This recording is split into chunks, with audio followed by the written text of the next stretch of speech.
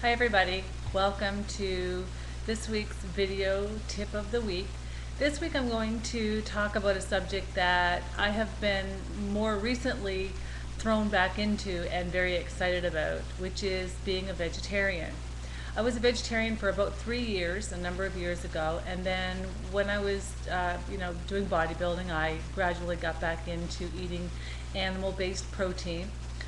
But about 3 months ago, I started the book called The China Study. I don't know if any of you have read it, but it is an amazing book written by the most influential PhD on nutrition in the United States, Dr. T. Colin Campbell. Anyway, the book really talks about all of the studies over, a number of years, 30, 40, 50 years, that conclusively lead to the notion that our diets, our North American diets that are very heavy on animal protein, are very bad for us, that they are highly linked to all of the things that we seem to be sick from and die early from here in North America, that, believe it or not, in other parts of the world they still are not dying from, like heart disease and breast cancer and diabetes and obesity. They are all very strongly linked to people who have high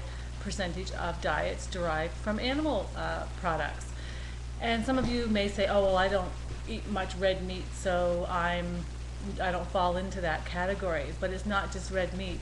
It's chicken, fish, eggs, cheese, sour cream, our beloved yogurt, right? So all of those things that are derived from animal products, so animal-based protein.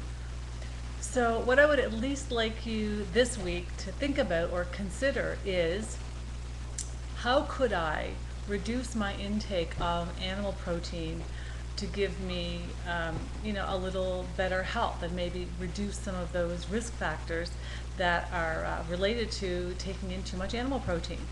And I would really like to recommend that you read the book. The book is fascinating. The science around this is just very compelling. I read a lot of books on nutrition, and this is the best book that I've ever read. And as I say, it has changed my ways once again, and I doubt that I ever will go back this time to eating animal-based products, especially after reading the book. So this is the video tip of the week.